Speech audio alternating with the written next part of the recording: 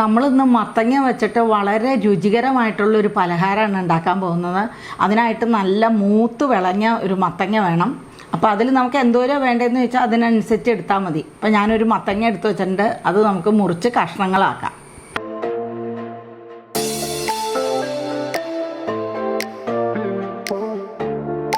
നല്ല മഞ്ഞ കളറിലുള്ള മത്തങ്ങയാണ്. ഇതുപോലെ നല്ല മൂത്ത മത്തങ്ങയാണ്.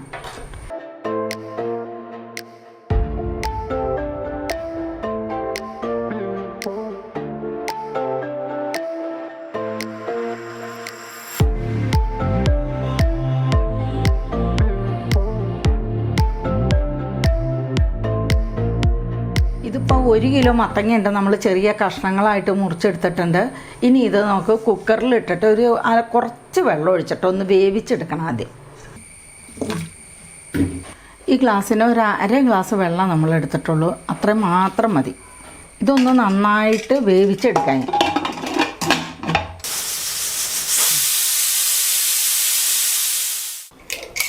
രണ്ട് വിസിൽ വന്നിട്ട് നമ്മളിത് നിർത്തി വെച്ചേക്കുന്നതാണ്.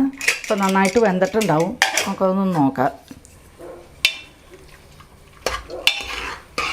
ഇത് കണ്ടോ, നന്നായിട്ട് വെന്തുടഞ്ഞു വന്നിട്ടുണ്ട്. ഇനി ഇത് ഒന്ന് ഉടച്ച് കൊടുക്കാം നന്നായിട്ട് അങ്ങോട്ട്. നല്ല മൂത്ത മത്തങ്ങയാണെങ്കിലാണ് ഇങ്ങനെ നല്ലോണം അങ്ങ് ഉടഞ്ഞിട്ടുള്ളൂ. മൂക്കാത്ത മത്തങ്ങയാണെങ്കിൽ ഇങ്ങനെ വേവില്ല.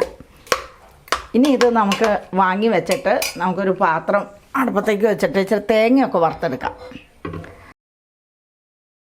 നെയ്യാണ് കേട്ടോ ചേർക്കണേ. നെയ്യിലാണ് ഞാനിത് വറുത്തെടുക്കണത്.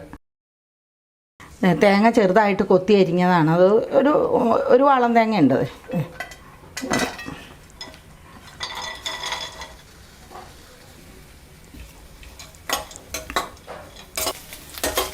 ഇപ്പം നമ്മുടെ തേങ്ങ അതേ ഒരു ചുമപ്പ് കളർ പയ്യെ വന്നു തുടങ്ങി. അതിൻ്റെ കൂടെ നമ്മൾ തേങ്ങ ചിരണ്ടിയതും കൂടെ കുറച്ച് ചേർക്കുന്നുണ്ട്. കുറച്ച് തേങ്ങ ചിരണ്ടിയത്, ഒത്തിരി ഒന്നും വേണ്ട, കുറച്ച് മതി. അപ്പം അതും കൂടി അത് ചുമന്നൊന്നും വരണ്ടാവും. ഒന്ന് ആ വെള്ളം ഒന്ന് അങ്ങോട്ട് വലിഞ്ഞ് കിട്ടിയാൽ മതി. ഇതിപ്പോൾ മൂത്ത് വന്നിട്ടുണ്ട്. ഇത് നമുക്ക് വേറൊരു പാത്രത്തിലേക്ക് മാറ്റാം. ഈ പാത്രം തന്നെ നമുക്ക് അടുപ്പത്ത് വെച്ചിട്ട് നമുക്ക് മത്തങ്ങ വഴറ്റിയെടുക്കണം. ഇതിലുള്ള വെള്ളമൊക്കെ ഒന്ന് വറ്റിച്ചെടുക്കണം. അതിന് വേണ്ടിയാണ്. നമുക്കിത് നല്ലോണം തീ കൂട്ടിയിട്ടിട്ട് തന്നെ അങ്ങോട്ട് വഴറ്റിയെടുക്കാം. മത്തങ്ങയിലെ വെള്ളമൊക്കെ വറ്റി വന്നിട്ടുണ്ട്. നല്ല ഇതുണ്ടോ, നല്ല ഇതായിട്ട് വന്നിട്ടുണ്ട്. അപ്പോൾ നമുക്കത് കഴിഞ്ഞിട്ട് ഒരു 300 ഗ്രാം ശർക്കര ഞാൻ പാനിയാക്കി വെച്ചിട്ടുണ്ട്. അപ്പോൾ അത് ഇതിലേക്ക് ഒഴിക്കുകയും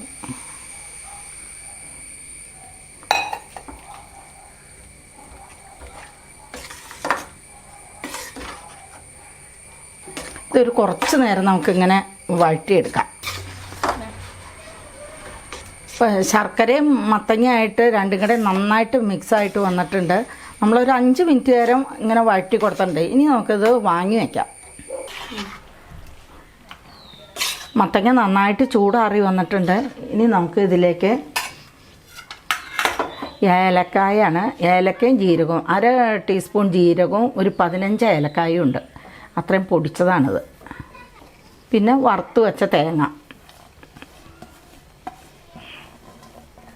ഇതിലേക്ക് കുറച്ചായിട്ട് റവ ഇട്ട് കൊടുത്ത് മത്തങ്ങ ഒരു നല്ല മുറുക്കത്തിൽ വരണം. നമുക്ക് ഇലയിൽ വാരി വെക്കാനുള്ളൊരു പരുവമില്ലേ, ആ ഒരു പരുവത്തിൽ കിട്ടണം.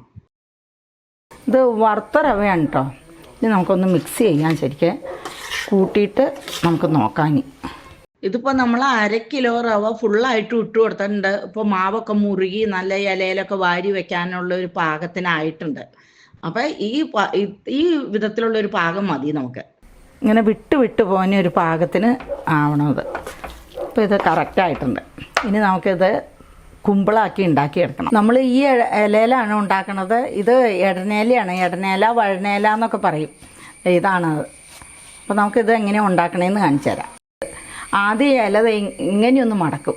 ഇത് കണ്ടോ, ഇങ്ങനെ മടക്കി. പിന്നെ ഈ ഇല ഇങ്ങനെ മടക്കി. അപ്പോൾ ഒരു കുമ്പിളായില്ലേ. അതിൻ്റെ ഉള്ളിലേക്കാണ് ഇനി ഇത് വയ്ക്കണത്. എന്നിട്ട് ഈ ഞെട്ടുഭാഗം ഉണ്ടല്ലോ, അത് ഇങ്ങനെ കുത്തി. ഇപ്പോൾ കണ്ടോ, നമ്മുടെ പടക്കത്തിൻ്റെ ഷേപ്പ്, ഓലപ്പടക്കം ഇല്ലേ, അതുപോലെ എന്നിട്ട് ഇതിങ്ങനെ വയ്ക്കാം. പിന്നെ ഇങ്ങനെയും വെച്ചിട്ടുണ്ടാക്കാം കേട്ടോ.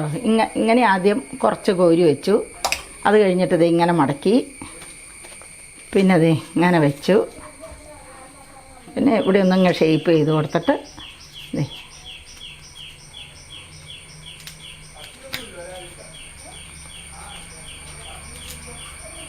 ഇത് കൂടുതലുള്ളതൊക്കെ ഇവിടെ നിന്ന് അങ്ങോട്ട് തൂത്തിട്ടാൽ ഇങ്ങനെയും ഉണ്ടാക്കാം. ഇത് കണ്ടോ, വെള്ളം നന്നായിട്ട് തിളച്ച ആവി വന്നിട്ടുണ്ട്. നമുക്ക് അതിലേക്ക് ഒരു അരിപ്പ പാത്രം വെച്ചിട്ട് നമുക്കിതൊക്കെ പുഴുങ്ങിയെടുക്കാം. ഇത് നമുക്ക് നന്നായിട്ട് അടച്ച് വെക്കാം. എന്നിട്ട് ഒരു 20 മിനിറ്റ് ഇങ്ങനെ ഇരിക്കണം. 20 മിനിറ്റ് ആവി കയറുമ്പോഴത്തേക്ക് ഇത് നന്നായിട്ട് വെന്ത് കിട്ടും. നമുക്കിത് തുറന്ന് നോക്കാം.